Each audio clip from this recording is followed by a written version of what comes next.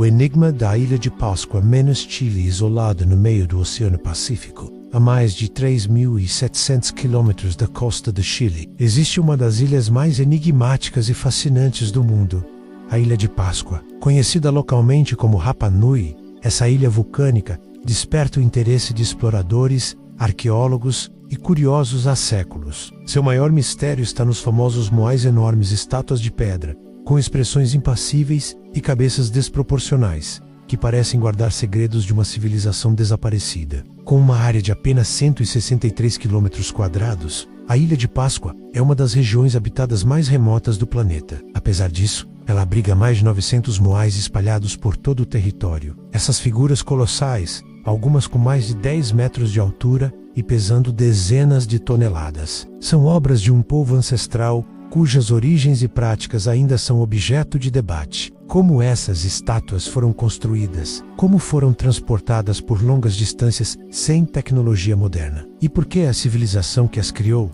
entrou em colapso? Os primeiros europeus a chegar à ilha foram os holandeses, liderados por Jacob Roggeveen, em 1722, justamente no domingo de Páscoa, menos o que deu nome ao local. Na época, a população da ilha era pequena, e os visitantes se depararam com as misteriosas estátuas, algumas ainda de pé e outras já caídas. Com o tempo, novas expedições foram enviadas, incluindo espanhóis, franceses e britânicos, todos igualmente intrigados com a cultura dos Rapa Nui e seus monumentos megalíticos. Estudos arqueológicos indicam que os primeiros habitantes da Ilha de Páscoa chegaram entre os anos 800 e 1200 d. Código. Provavelmente vindos da Polinésia, esses colonizadores desenvolveram uma sociedade complexa, com forte hierarquia social, crenças espirituais e uma impressionante capacidade de organização para erguer os moais. As estátuas eram talhadas diretamente da rocha vulcânica do vulcão Rano Haraku,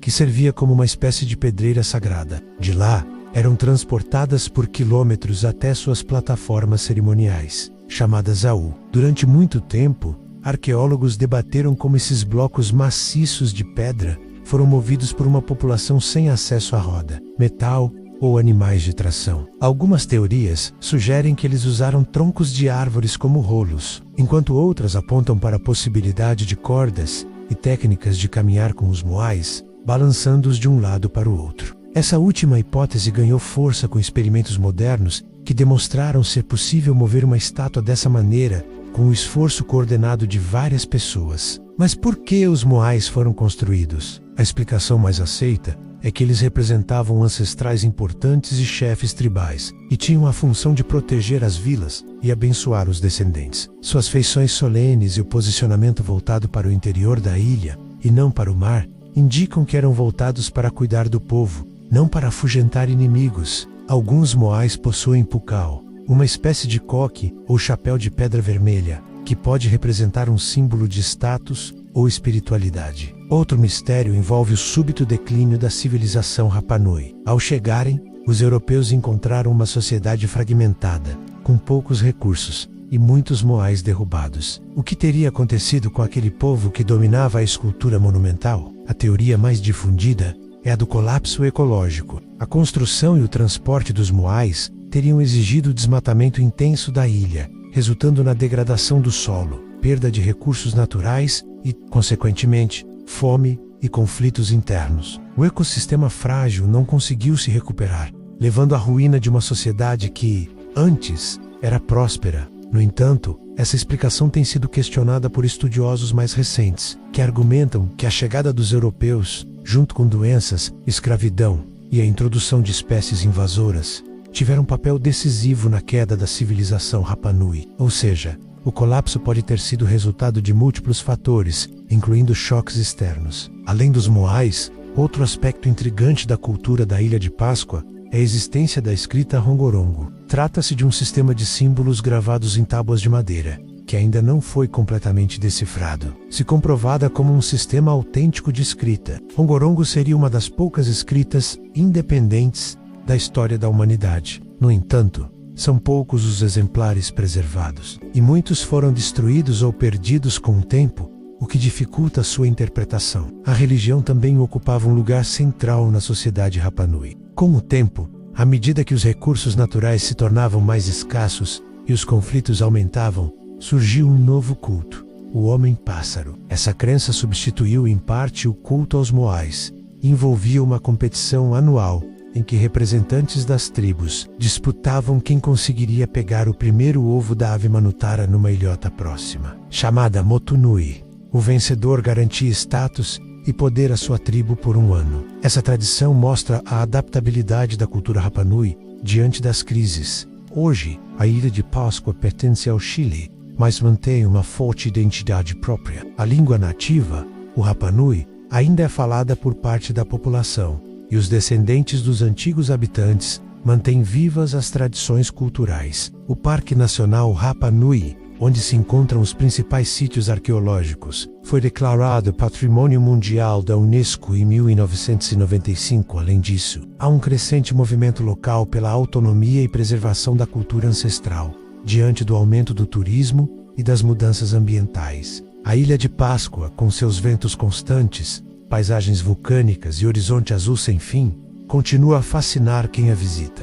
Caminhar entre os moais silenciosos e imponentes é como entrar em contato com uma dimensão paralela, onde o tempo parece suspenso. Cada estátua, cada pedra esculpida, carrega séculos de história, espiritualidade e esforço humano. E embora muitas perguntas permaneçam sem resposta, é justamente esse véu de mistério que torna a ilha tão especial. Com o avanço das tecnologias de escaneamento 3D, arqueologia digital e estudos genéticos, novas descobertas vêm sendo feitas. Por exemplo, foi identificado que muitas estátuas que se acreditava estarem incompletas na pedreira de Rano Haraku, na verdade foram intencionalmente deixadas ali, como parte de rituais ou processos de aprendizado. Outras análises mostram que a população da ilha, embora isolada, manteve contato com outras culturas polinésias por algum tempo. A questão da sustentabilidade também vem ganhando espaço nas reflexões sobre a Ilha de Páscoa. O exemplo da Rapa Nui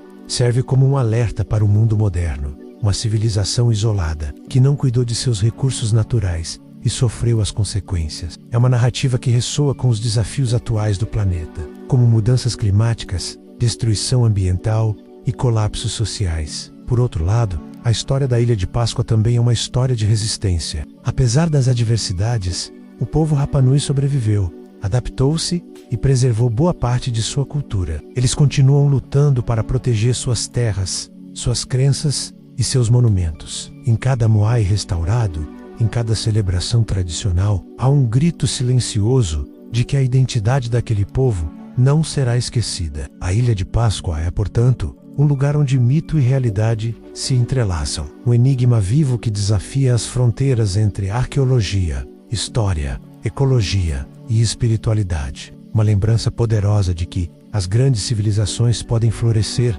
mesmo nos lugares mais inóspitos, e que também podem ruir caso não respeitem os limites da natureza e da convivência humana. Enquanto as ondas do Pacífico continuam a bater nas falésias e os moais permanecem como guardiões silenciosos da ilha, uma coisa é certa: o enigma da Ilha de Páscoa seguirá encantando a humanidade por muitas gerações ainda. Porque no fundo, ao tentar desvendar os segredos de Rapa Nui, estamos tentando entender a nós mesmos, menos nossos erros, nossas conquistas e nossa eterna busca por significado.